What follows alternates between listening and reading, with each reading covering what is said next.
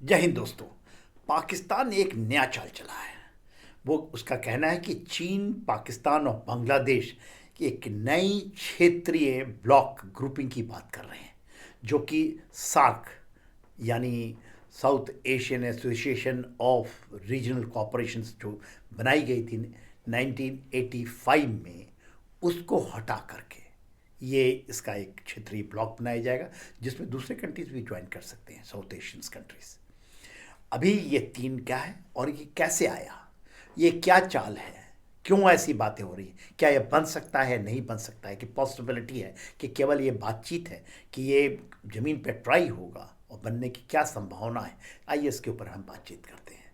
जो चीज़ें शुरू होती है, देखिए आउट होता है ये अभी 2 दिन पहले, जब पाकिस्तान के जो डिप्टी प्राइम मिनिस्टर इसाक दार, वो कहते हैं कि पाकिस्तान प्रपोज करता है कि एक पहले तो वो बात कर रहा है पाकिस्तान, चाइना और बांग्लादेश का, जिसमें दूसरे जो क्षेत्र जो कम ये हैं, कंट्रीज़ हैं, जो देशें हैं, जो कि साउथ एशिया की कंट्रीज़ हैं, उसको ज्वाइन कर सकते हैं। उसमें अफगानिस्तान भी आ सकता है, पर चाइना भी उसका हिस्सा है, चाइना ही हिस्सा है। तो देखिए ये करने वाला इसका तो ये तो पपट है, जिसको स्ट्रिंग चाइना के हाथ में। और ये कैसे हुआ, क्यों आया और क्यों अब बातचीत हो रही है।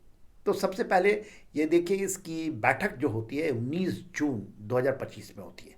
और ये कब होता है आपको पता ही है। ऑपरेशन सिंदूर चला था मई 7 से लेकर 10 तक, जिसमें कि पाकिस्तान तो पिटा ही पिटा था बुरी तरह, और चाइना के पूरे जो उनकी थी मिलिट्री डोमेन की करते थे, वो सारी ध्वस्त हो गई। भारत ने उसको ध्वस्त कर दिया।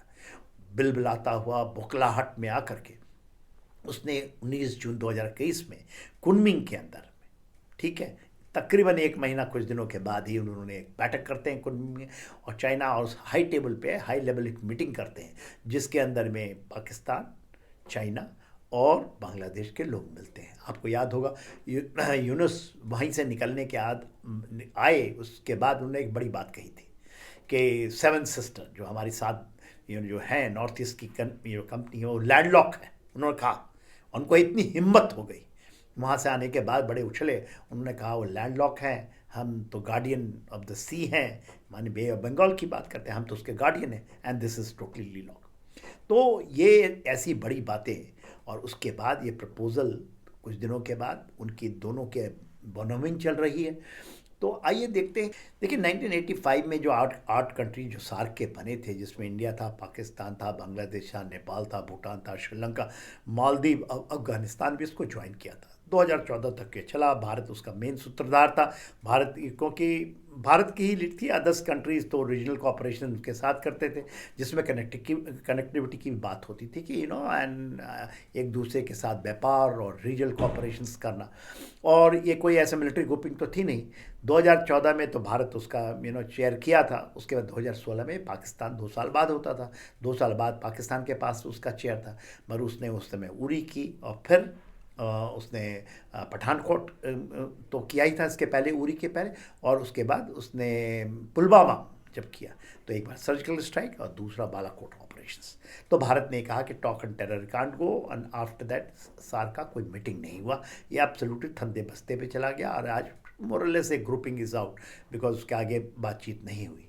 अब उसी की बिलबिलाहट, और इसमें चाइना को जोड़ना, चाइना के सह पे इन्होंने ये शुरू किया है। हुआ था तो बैठक कुनमिंग में, और वो जस्ट ऑपरेशन सिंदूर के 1 महीने बाद, और उसके बाद उसमें इंडिया को आउट करना है। अब main cheese, India will not, that the regional grouping will come up, और उसको कहते हैं connectivity is the main thing, सारी जगह कनेक्टिविटी होगी।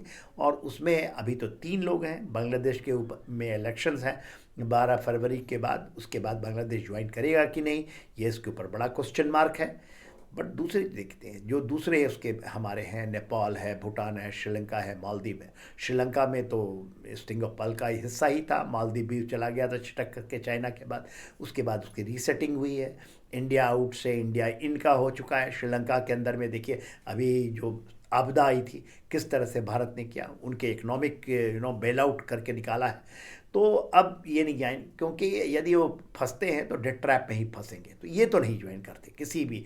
इंडिया यदि नहीं है इसमें, या इंडिया तो किसी मतलब से नहीं मेरे को लगता है कि आएगा वो इस रीजनल कॉपरेशन में, until unless China changes its way and totally an RIC और समथिंग लाइक दैट, बट ऐसा हो नहीं रहा है।